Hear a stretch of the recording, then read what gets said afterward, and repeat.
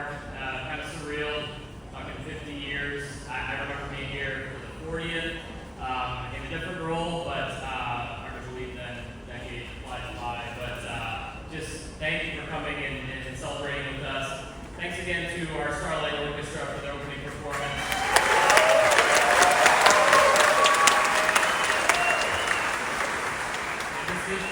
This group is really an iconic part of our history, performing for several years, mainly in Italy. Last year was 2008.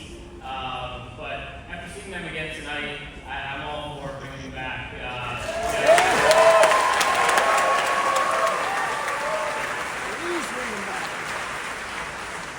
I hope you enjoyed some of the special offerings throughout the day. We had our 1970s cover band Trademark, who I heard at the Best House. They were next.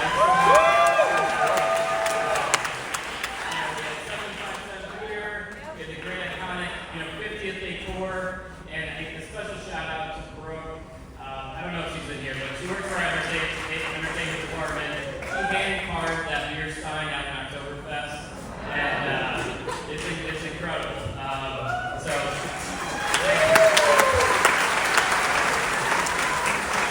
many more folks, of course, to thank and go into it, but just an amazing team.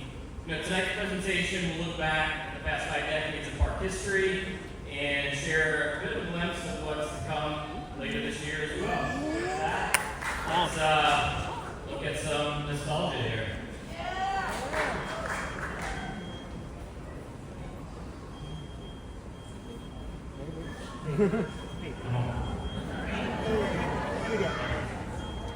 Oh, this is one big thing.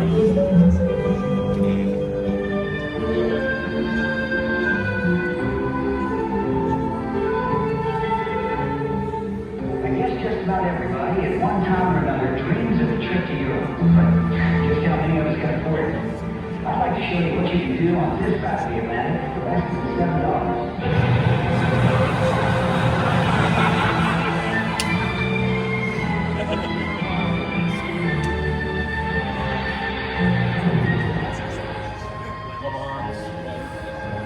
This is the old country, now being built by Busch Gardens at Williamsburg, Virginia, near Washington, D.C.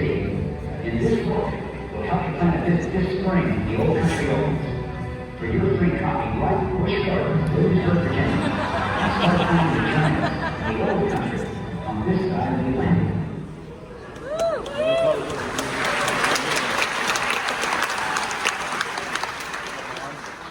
I love stuff like that. The nostalgia. YouTube is a great place. Just Google Busch Gardens, Williamsburg history, all sorts of stuff like that. But great way to start off the evening. Think about sold as your opportunity to come to Europe on this side of the Atlantic. I thought was really clever, but and $7. Can we have that again?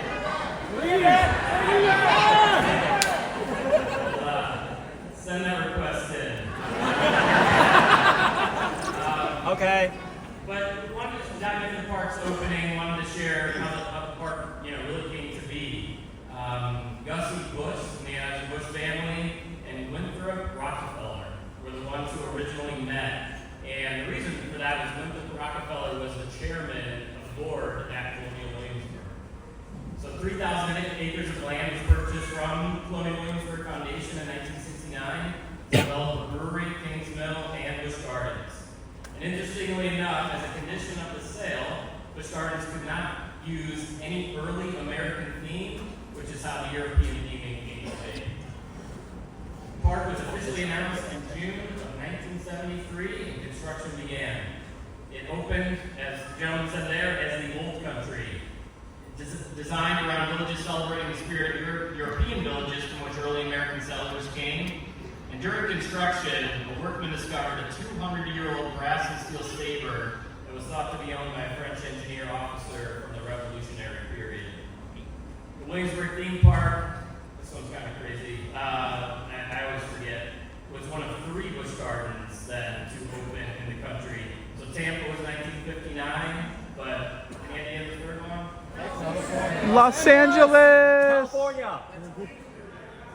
Los Angeles. Yes. California, we'll take that. Okay. So this,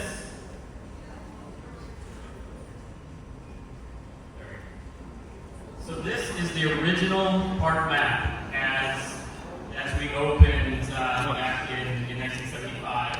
And thanks to my good friend Pete Dunkley, who's here, I actually have a 24 by 36 copy of this map in my office, which is just an amazing reminder of all the things that we've done. What you notice probably the most is there's some countries from today that aren't there. So Oktoberfest did not exist when the park opened. Italy did not. Festa Italia, the whole Pompeii area, everything ended at Rheinfeld. So the little Coleman House was the original Fest House in 1975. And then in 1976, we talked about is when Oktoberfest actually came along.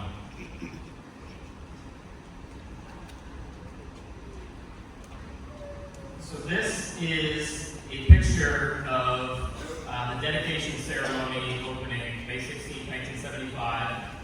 You might recognize, some of you probably recognize them all, but August Busch, of course, there in the middle. To the right is Governor Mills Godwin, and then TV personality Ed McMahon.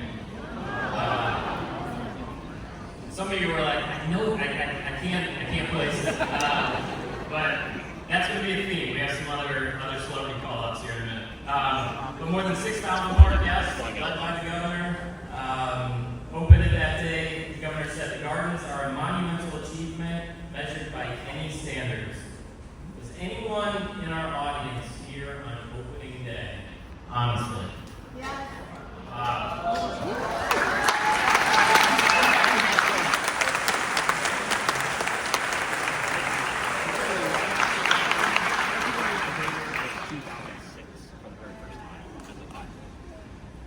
So on that day, leading up to that day, I should say, construction, great fitting picture. The building that we're in right now, the original Globe Theater, based on a theater outside of London that originally opened in 1599. Ours, twice the size of the original. History buffs, the original was torn down in 1644. This building, I think one of the best theaters really you're going to find anywhere in any theme park in the world, and we continue to. There's no other place we should have it than the Globe Theater. Just so much history there. We have our Rhine River pre-Loch Ness.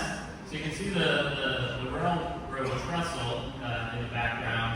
But this was pre-Loch Ness, and when the bridge was being built, the Rhine River is man-made. We did have some photos, not as good as we would have liked, but before the Rhine River had any water, that is a man-made body of water there. And then some great shots here of what was known, or is still known. It's interesting in history, you see the original names like Banbury Cross. We also see terms like English used even back then as well, kind of interchangeably.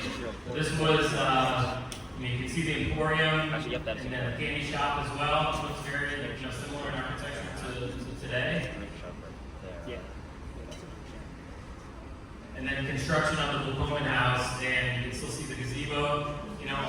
Also here today, a lot of students. I worked, as many of my friends here worked for the company when there were a lot of suits happening. A little more casual now, but definitely some great years there. So 1975 to 1985, highlight some of the great kind of beginnings of the park. So the Busch Gardens Railway, Aeronaut Skyride, the Scoot Log Flume, Kinder Carousel, the Catapult, and Rhine River Cruise are all opening day attractions that are still operating today.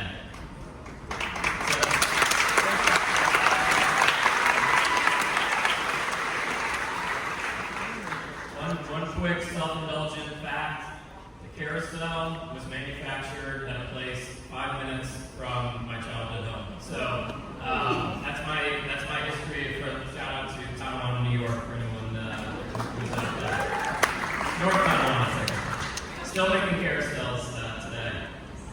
You can see Le Mans there. Easily one of the most popular attractions we've ever had. I still get asked about that ride, or not asked, but people mention it. Over 25 million races were run on Le Mans Raceway.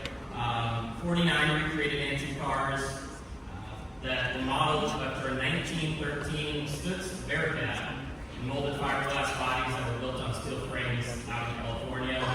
Traveled over nearly 10 million miles in the 31 years before the raceway was closed in 2006. We talked about 1976 Oktoberfest in the Fest House. Quick fact that I learned, Oktoberfest, the celebration, started with the wedding of King Ludwig in 1810. So, great tie-in to our castle originally, and then of course still with our coaster. And then the Fest House that we all know and love, Mom and Dad Beach calls it in Munich. And it's really one of the great buildings. It really did anything more. Magic Lantern Puppet Theater, that is now what is Happystone Theater. So, opened with shows as Once Upon a Dragon with over 50 puppets, with a master puppeteer when the park first opened. And actually that debuted in 76. Again, now Happystone Theater. 1978, the debut of Loch Ness Monster, of course a fan favorite that we brought back and refreshed last year. And so many of you were so excited, we were worried, is Loch Ness going away, and people are taking these aero coasters out, but fully committed, of course, to such an iconic attraction. And American Coaster Enthusiasts hosted their first Coaster Con in 1978 here at the park, and they're actually back here this weekend for their annual convention.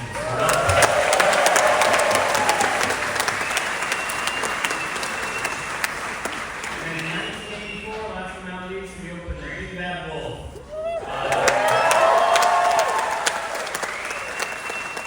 And interesting history there.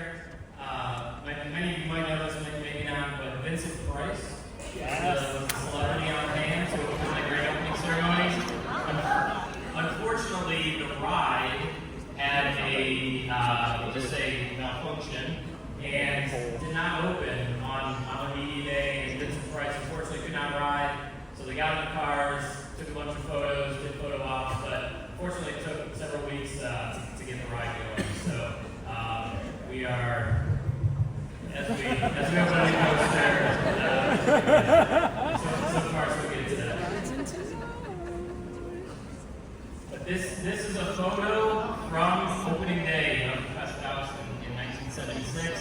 You can see the paintings, which we just updated not too long ago, just refreshed them, but same iconic look that it has today. You notice the windows and just an iconic attraction for us. And then a quick look here, the Big Bad Wolf. Sorry. Monster under construction. Skipped ahead.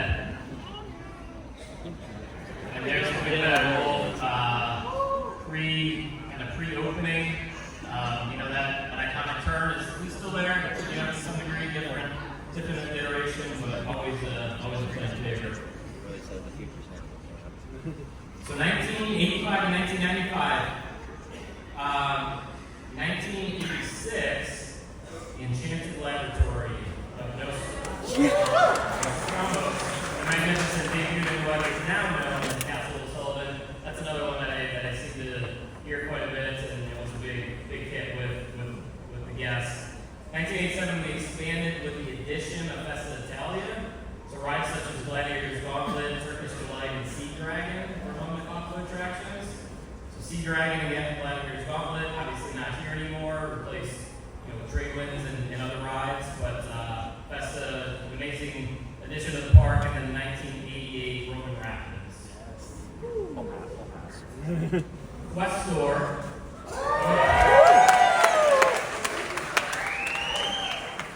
Almost like I intentionally picked out the fan favorites just to get make myself a little blur up here. So Quest Store opened in 1990. We all followed Alwyn on his quest for the Crystal of Zed. How many in there? How many in here are part of that attraction?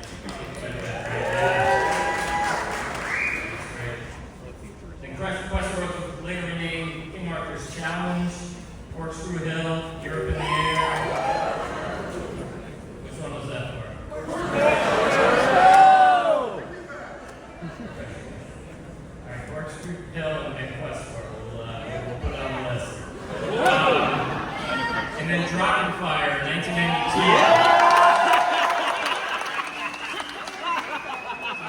Another celebrity sighting.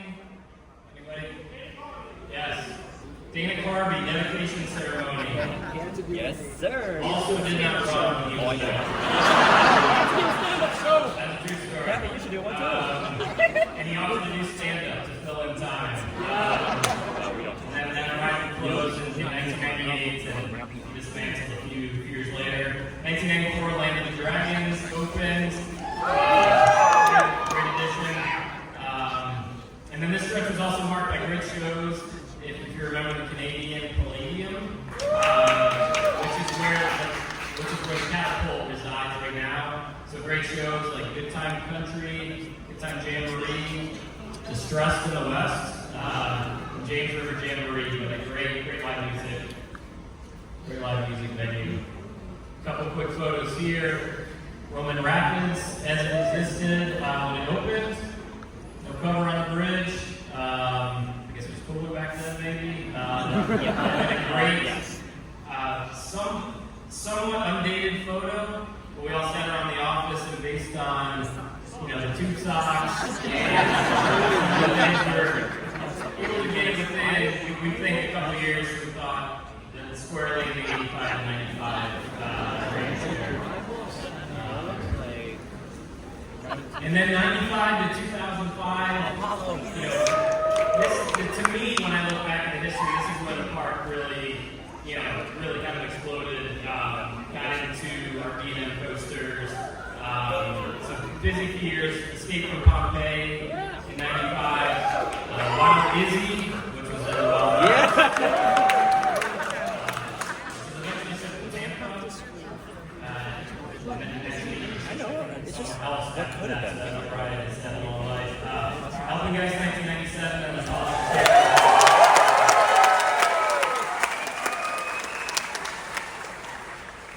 American Jukebox debuted 1998. We brought that back in 2023. Just a phenomenal show. Just such great talent, and look forward to bringing that back. Debuting again next month. So this is Helping Guys. Just as it was going in. Hard to picture that before Helping Guys was there, but just obviously a major expansion to the park. Still a great ride today. And then the construction of Ireland. Ireland came after the Friendly Fair era and other concepts there, but major expansion back in 2001. But yeah, just a huge time for growth in this stretch. And then a little bit more, and you would say somewhat modern time. 2005, Chris of Dorf Castle.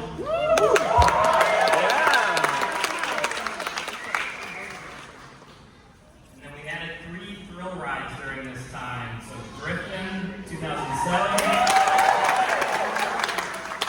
Mock Tower in 2011.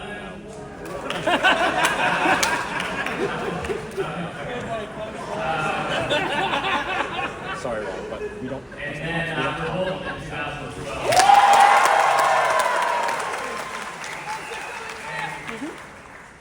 I don't have any, I do know what's going on with it, obviously, but I don't have a definitive date, but don't hold me to this. Hopefully in the next, we'll say 30 days, we're back on the road. Hope I don't regret saying that. But we're on our way there. 2009, launched Christmas Town.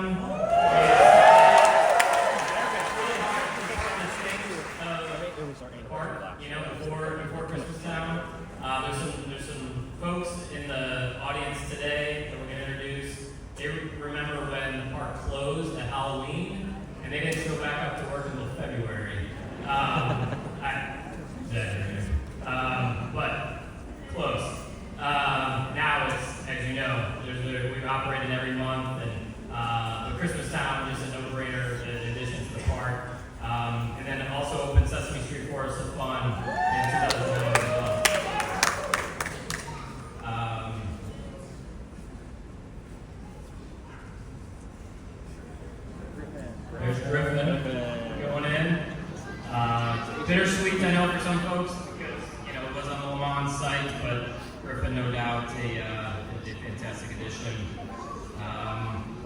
then another thing that I did be remiss to say, during this time, Celtic Fire premiered on the Episode stage.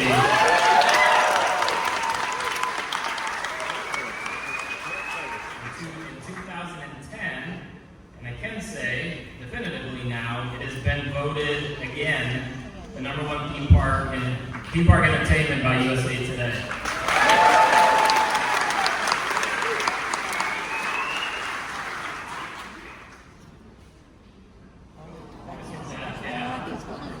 There's the ribbon cutting ceremony for Sesame back in 2009, a great addition to the park. Now kind of really modern times, obviously a lot of events, these were times where Beer Fest, Mardi Gras, really expansion of food and wine. In the last decade, we have added Tempesto, Invader, Finnegan's Flyer, Pantheon, Dark Coaster, relaunched Loch Ness, and now, of course, Big Bad Wolf, the Wolf's Revenge.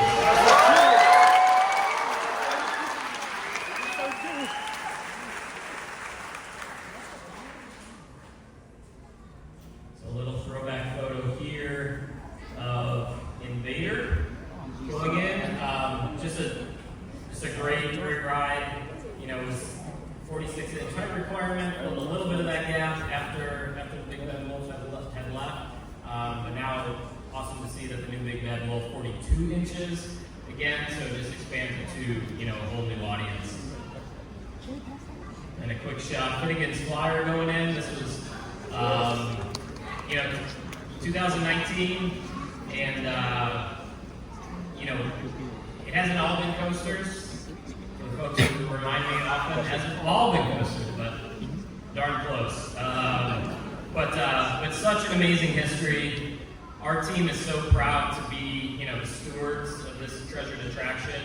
We appreciate your loyalty, of course, and I couldn't do it without such a tremendous team. And we're going to take a quick moment to recognize some amazing folks. The first one is some great leadership alumni, and I'm going to ask them to come up on stage real quick, and we're going to show you here. Oh, thank you. Slow on the clicker here. But the number is the number of years at the company and or park, and just a tremendous accomplishment. So if I could ask you real quick to join us on stage. Many of these folks are here with us today.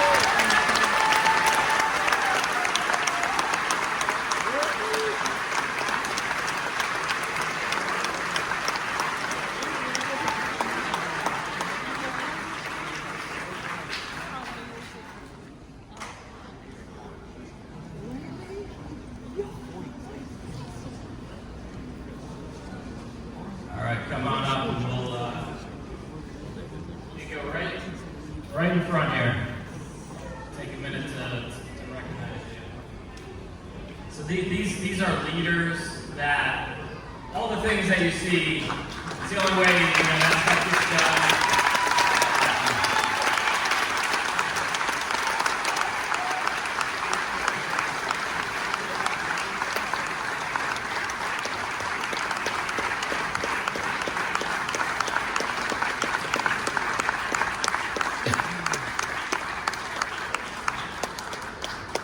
Just a tremendous group and so many familiar faces that, in some cases, I haven't seen in years, but just an honor for them to be here.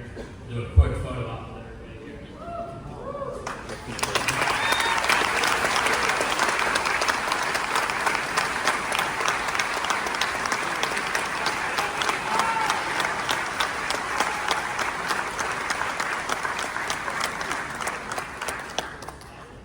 Thank you so much. Thank you. Now I want to take a quick moment. We have special guests. You guys can start coming up. These are folks.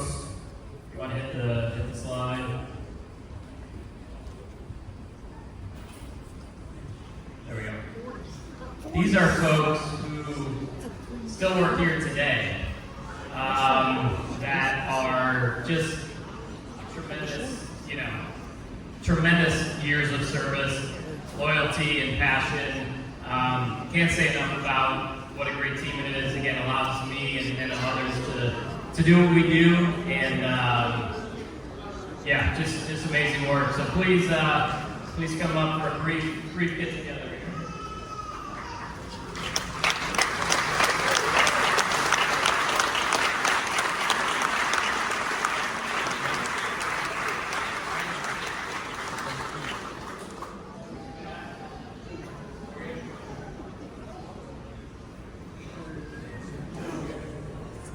All right, we're gonna get together them after. Maybe a little bit too many people. But yeah, just a tremendous thanks there. What I want to do now, before we get to some great announcements about some things coming up, this mic, introduce Donnie Mills, who was our park president. Been with the company, as you might have seen, well over 40 years. Spent many years at this park, not only as the park president, but then overseeing it in other capacities. Personally, he was a tremendous mentor to me and allowed me to continue to grow with the company, and I'm forever grateful for that. So honored to have him here, and I'd like for him to say a few words.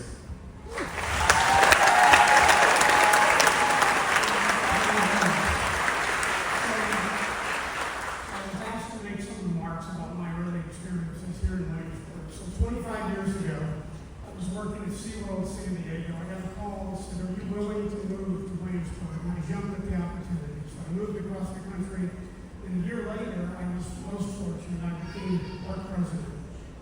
Although I had been here times before during my career, I never had spent 3 years. I really didn't get to know the park, and I certainly didn't know the people.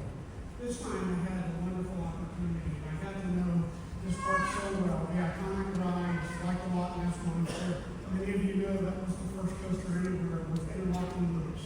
The Big Bad Wolf, the suspended coaster, its last drop was 99 feet, swung out over the Rhine River at about 50 miles an hour. One of the things that I found really interesting about this park was the food. And what I mean, it was so sought out. People, I think it actually drove seasons past visits. But the wonderful fare in Italy, of course, the mile-high corned beef sandwich and the French house and other goodies there. And then everybody's favorite, I think, was steak. What was that for you, Bennett?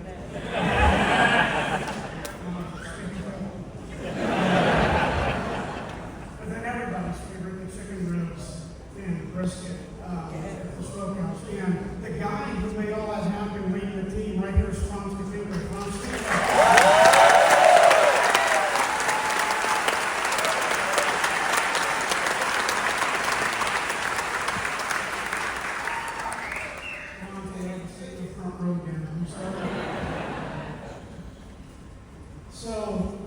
And then beyond that, there were great shows, and there were many to pick from. My favorite, and I think you'll remember, was Irish Thunder. Wonderful events, like the Halloween event, subsequently Christmas came. So a lot of good things. But the thing that really got me excited, that I was so glad I had the opportunity to work here, was to work with the team. And what I found was an incredibly talented and passionate team. So I want to leave you with this. I came across a saying that I think fits here. The saying is this: poetry makes the world tolerable, but engineering put a man on the moon. Busch Gardens poetry is this beautiful backdrop that this world-class park has been nestled into. The second piece of the poetry is all of you. There wouldn't be a Busch Gardens without all of you in this family-friendly environment. So thank you so much for supporting us.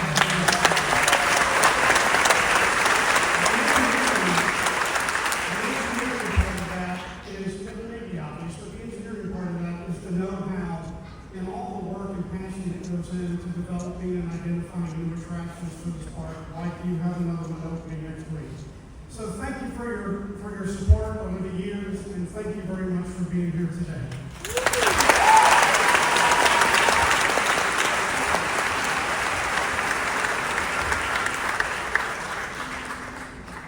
All right, a couple quick things about what's happening the rest of this year that we want to share with you.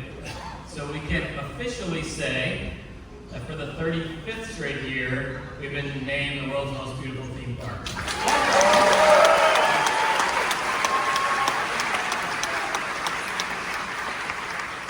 just an amazing accomplishment. Again, thanks to the team, and something we take so much pride in, and thanks to the Historical Association, and this is a tremendous honor for us. We have, as part of our 50th anniversary, a brand new show in the Fest House. Debuting on June 13th, We Are Oktoberfest. We'll take the stage. This show celebrates 50 golden years with a German twist. Enjoy live music, traditional dances, audience participation, all led by a Burgermeister MC.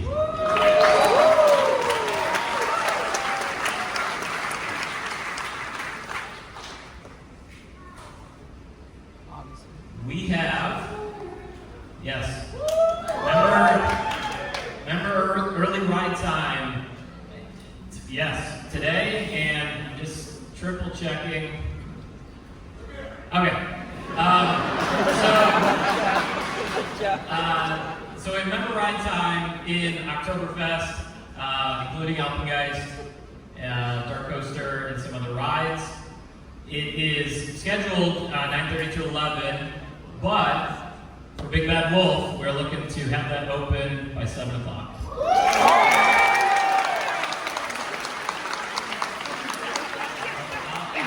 I'll talk fast.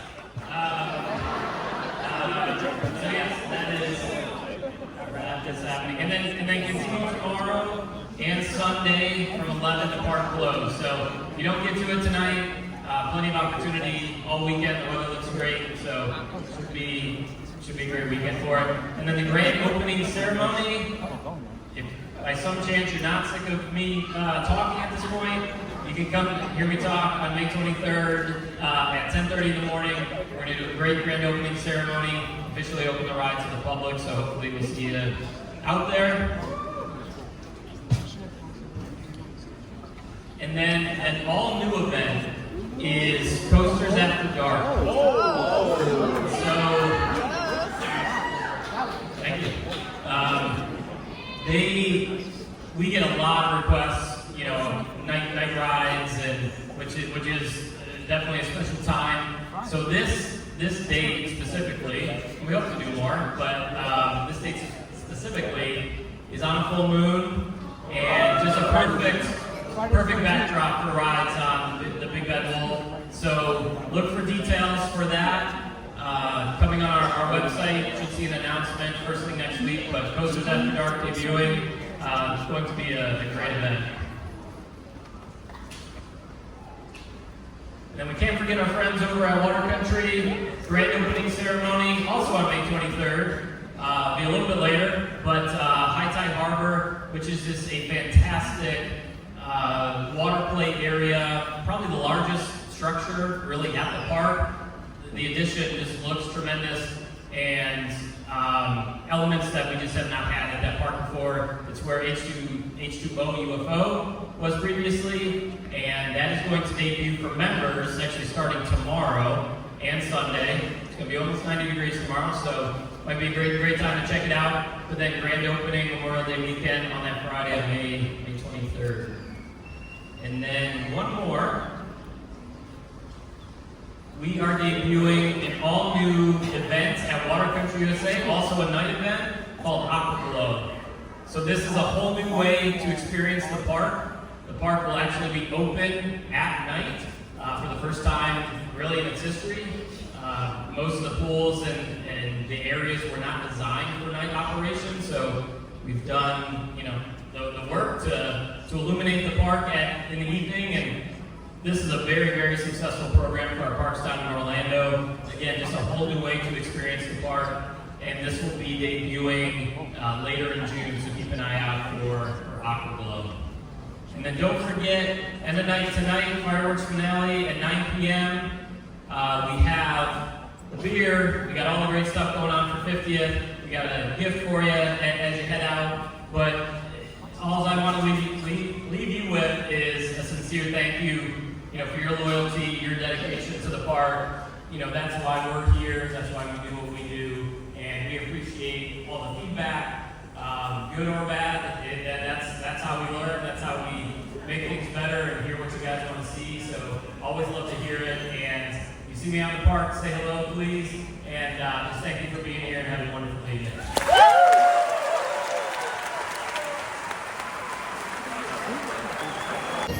Well, that was a super cool presentation for the park. I mean, all the history, new stuff that's coming up soon enough. You can't go wrong with that. It's pretty cool. I love this park, and there's so much history here, and it's cool to hear some of it, and especially from the park president's mouth. I mean, you can't go wrong with an awesome, cool little presentation like that. Well, thank you guys for watching. Please be sure to like, comment, share, subscribe here on YouTube. You never know what other random things I might film for you.